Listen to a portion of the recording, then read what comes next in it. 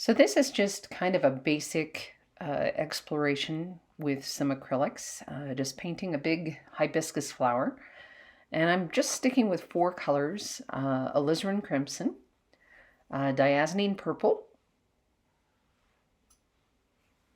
just a Mars black or a basic black, and titanium white.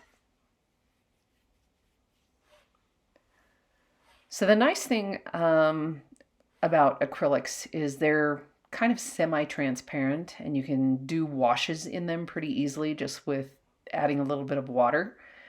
If you work fast, like right here, I laid in alizarin crimson and then I wanted to lighten it a little bit, see what it was going to look like, and I put some white and just blended it right there on the canvas a little bit. So I'm going through on this petal and just basically using alizarin crimson as the base color. And then I'm going to do another layer here. And this next layer is using the purple. And that's going to take this hibiscus down into a deeper purpley red, maroony red kind of shade. Not really maroon, more purpley red.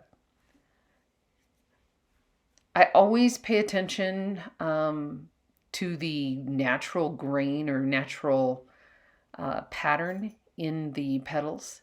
And so I try and paint my paint strokes in the direction of that natural grain that happens in those petals.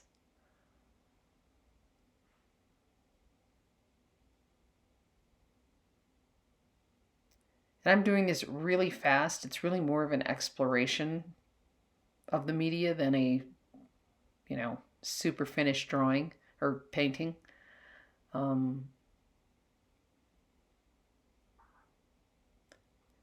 Now here I used a little bit of black in the very base and then kind of blended it out with some of that purple mixed with a little of the black and added a little bit of water to create sort of a wash to a certain extent. And I just skipped through this second petal because it's so close to the bottom it really wasn't a good part of the video.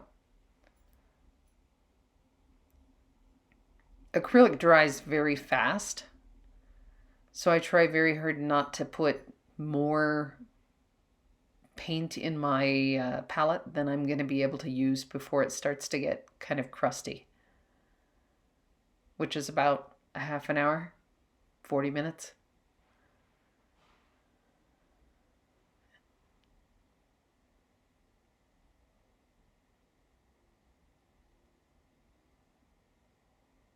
Now I've just created some lighter areas. I'm using a little bit of white here.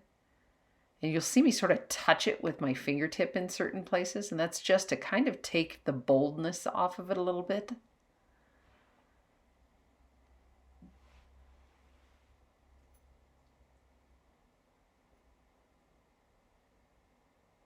And then I'm adding just a little bit of a lighter sort of purple red and blending it out a little bit.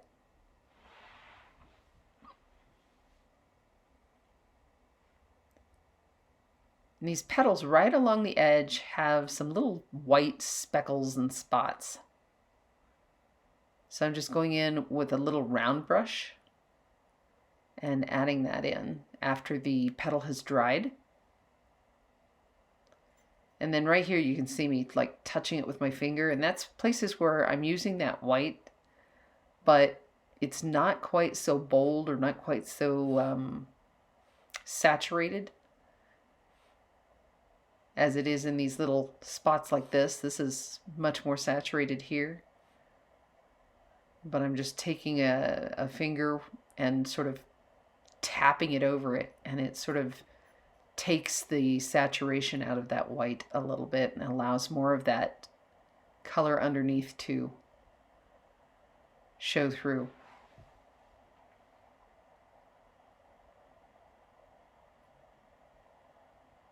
A little bit of water sometimes if you're like, oh, that's too bold. So I'm just using a little water too, and like I said, just going through with my finger and sort of streaking it along the top. It's acrylics. They're non-toxic, so getting a little on my fingertips for a few minutes is not something I'm overly concerned about.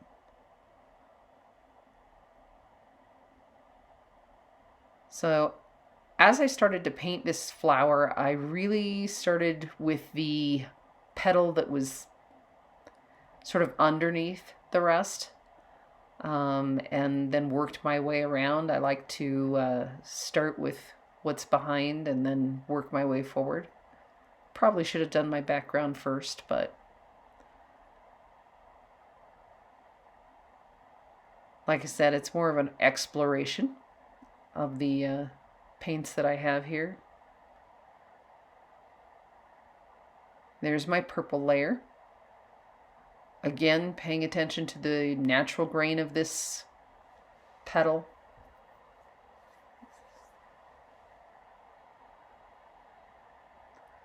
And I'm just using a filbert paintbrush. Just I think it's a 6 or an 8.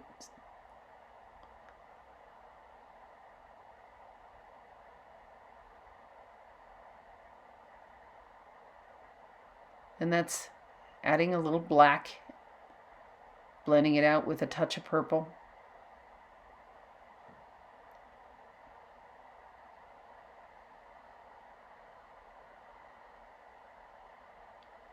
Catching a little shadow from the next petal. Now these shadows that are up in here are kind of a mix of the purple with a little of the black.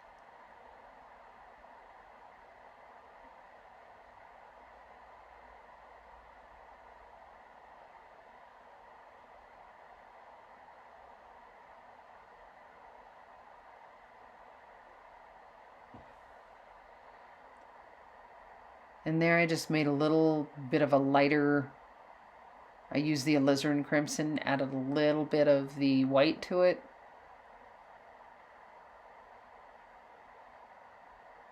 And then just a touch with the purple.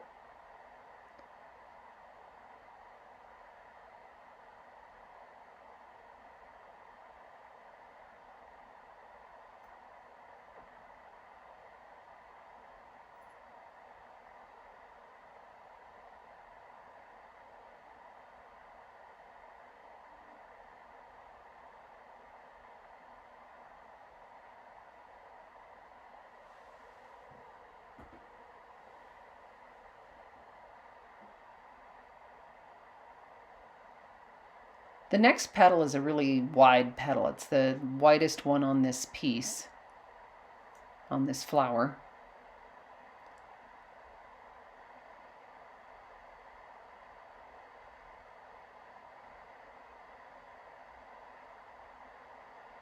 Still trying to pay attention to the natural grain, natural flow of the lines in the petals.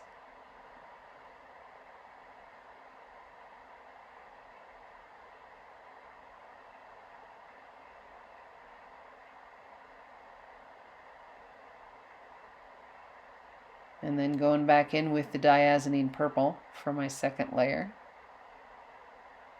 I do this second layer fairly fast, so you can see it in some places it kind of blends, in the few places it almost sort of picks up the alizarin crimson underneath it. But this is just kind of getting these first couple of layers in, and then I'll go back in after it dries and do more of my detailing out and making the petal look like I want it to.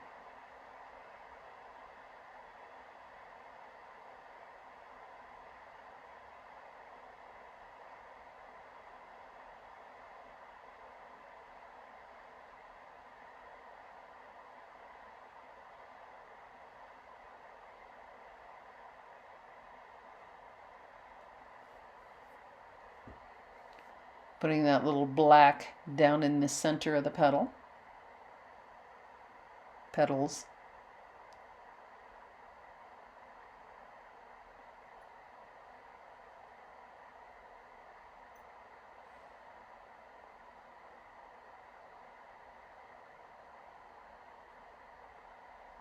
And again, some of that little light edge on the edge of the petal, separating them.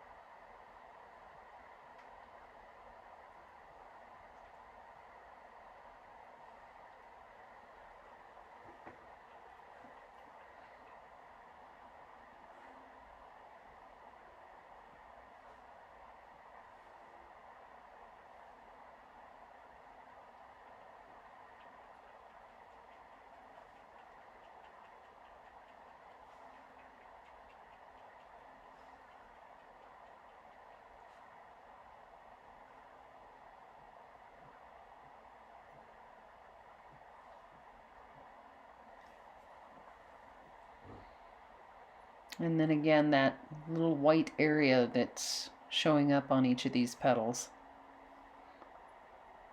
It's very blotchy. I'm using the round brush.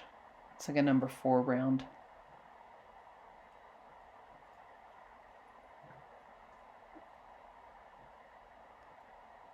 And I got a little bit heavy-handed with that white there, so I had to go back in and add some water to make it a little bit more of a wash.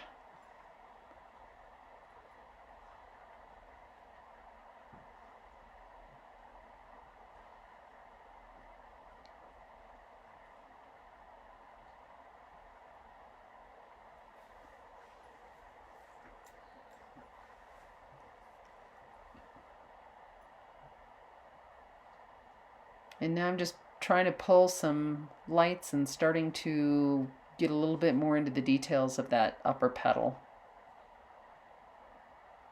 So I'm going to kind of wrap this video up, and I'll pick up the second half of this flower in part 2.